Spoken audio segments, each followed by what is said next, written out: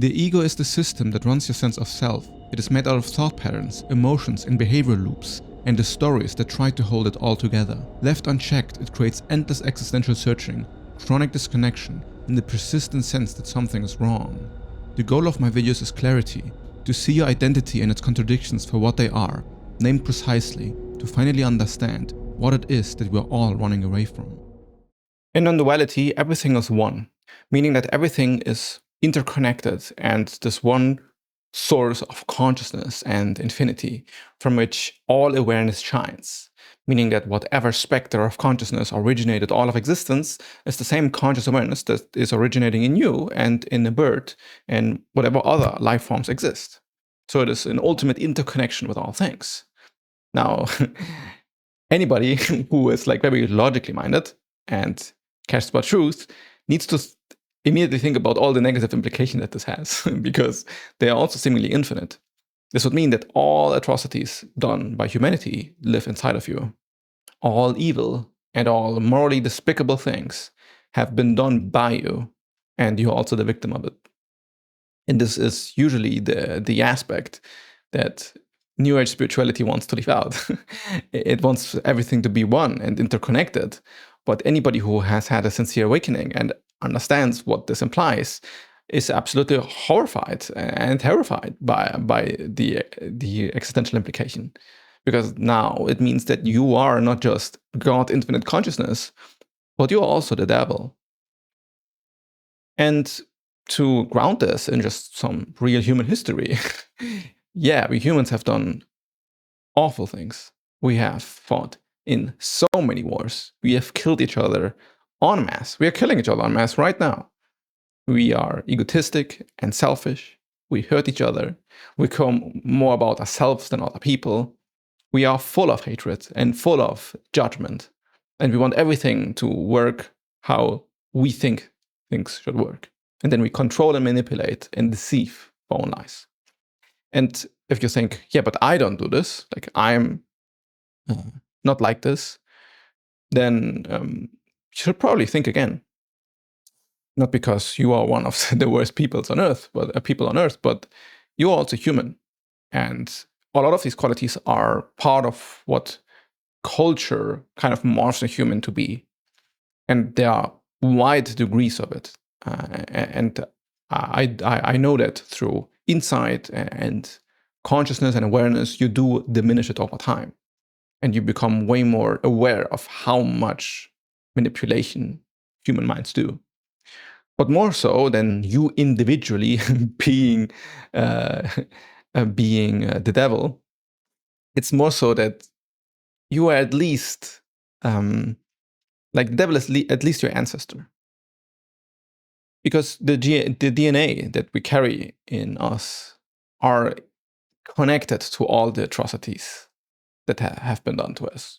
More so, the ground on which you're standing most likely have been colonized and been traded with slaves and human sacrifices and sacrifices to the gods and who knows what. And it's all part of our history. You do not get to separate yourself from it, even though you're not aware of it and you weren't alive at this time. And the question is, how conscious are you to be able to own the fact that you're connected to all of human history? Or do you just connect to what your family has done? Or do you just connect to what your parents have done, not what your children have done? Or is it just your race? Like you are a black person and therefore you only see unison within your race and all white people are like the others. And they are the ones that have done this. And it's not this cultural thing. And then this identity gets kind of locked up in this like cultural view of things instead of seeing it as humanity as a whole. Or are you a woman that has had to suffer all the negativity of, male violence? And therefore there's like this kind of hatred for the other gender developing. And now there's a divide between male and female. And we of course know it goes into the other direction as well. And you can see here that the ego divides things. Like now it's not about humanity, it's about my nation against your nation. It's about my gender against your gender. It's about my race against your race. Instead of seeing the unison between all things, non-duality becomes absolutely ridiculous. Like, how could you fathom everything being one if I hate you because of the color of your skin? The ego is completely overpowered by its own individual like narratives. And it is impossible to have deep existential insight into unison if you're clinging onto things as petty as race wars. And of course, politics makes it all complicated. We do actually have to govern and design a world with its rules and different borders and social hierarchies to a certain extent. But on this existential layer, we are one species. And if you want to go even higher than that, then why limit it to the species? If we truly want consciousness, then we're also connected to all animals. We are connected to all forms of life. Maybe even beyond life. Maybe life is a limiting factor. The devilish part is always the part that divides and conquers, that manipulates and cheats, that causes suffering for its own personal gain. And everybody does it to a certain degree. And if you want to attack me for something, you could say, hey, you're saying all of this stuff with cosmic unity and all of this, but why aren't you a vegan then? Like, shouldn't you also be a vegan? And I will get to hear this more often too, right? But what I'm arguing for is not some perfection where you cannot kill a fly, right? I don't think that this is actually too realistic, at least not in modern human society. Meaning that everybody has their own, like, not just burdens, but also things that they can improve to be more conscious and aware of, and stuff to alleviate for other people. And everybody can fight their own battles. And it's really about what you think must be done. Like, just because there are so many issues and so many divisions doesn't mean that you can unite all of human consciousness. Like, this is likely not going to work. But you can see where are you judging others and where are you causing divides on others. And in this way, you can kind of see where you're judging yourself. And in the self-judgment, you can find your own internal devil. You can find where you do not accept yourself for who you are. Where do you not accept the evil parts of you that you think are unacceptable? But no matter how you slice it, Lucifer was part of heaven. And just because he got separated from God, like mythologically speaking, doesn't mean that he is not ultimately connected to it. Like, he must be.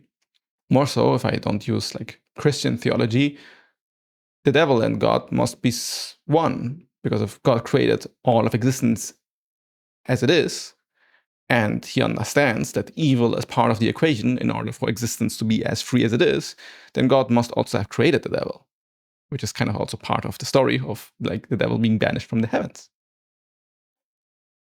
The unison of all things therefore must require that you accept the devil inside of you. And the devil is actually just a very dramatic way of saying what you think is evil and what you think you judge about you.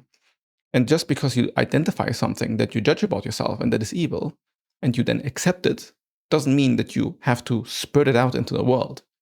Accepting something and then perpetuating it are two very different things. You can accept the fact that you're an alcoholic and then move on from being an alcoholic. This doesn't mean that you are still drinking more and more alcohol. Acceptance isn't complacency.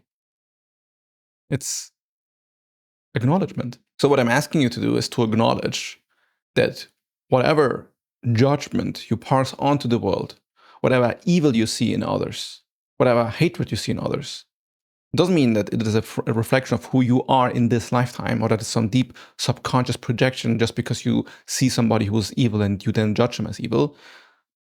But it is a judgment onto this world and onto reality itself. It's a judgment on what reality is allowing for if you make it into like an existential narrative you want to escape. But if this is just something that exists, then your judgment might maybe influence the fact that things can change. Like, if you see things are bad and you judge them as bad and necessary to change and accept that this is the case, then we're moving in the right direction. But if you judge something as unacceptable, like this is not just bad, but unacceptable on like an existential level, like the universe shouldn't be this way, or more so, the universe shouldn't have the potential to be this way, then you are judging the most crucial part of who you actually are, which is the freedom that has given you the ability to be here in the first place. If you think that the world should be different and conform to your ideas of the world, and that everybody else should think how you think and follow your ideas in like an authoritarian, dogmatic way, then you know exactly how evil is born. This is exactly how it works. It's things need to be how I want them to be, not how others want them to be. And this, of course, sounds very utopic in like isolation, because in practicality, we have a society that needs to be governed, and people need to be governed on some sort of authority if you're not like on full anarchy. And so far, communism hasn't worked out. So some hierarchies always exist in our society. The question is, why do we keep giving those who genuinely don't care for the interest of the collective the power to be evil? Like, what is it about us that elects the wrong people into power? Or who are just not very conscious at all, who are fueled by egoic narratives. And then we like it, like we find it appealing, like populism and just creating division in people is what we love. We love when there's like antagonism, one against the other. Unison is just not an interesting narrative. Now, why do you think that is?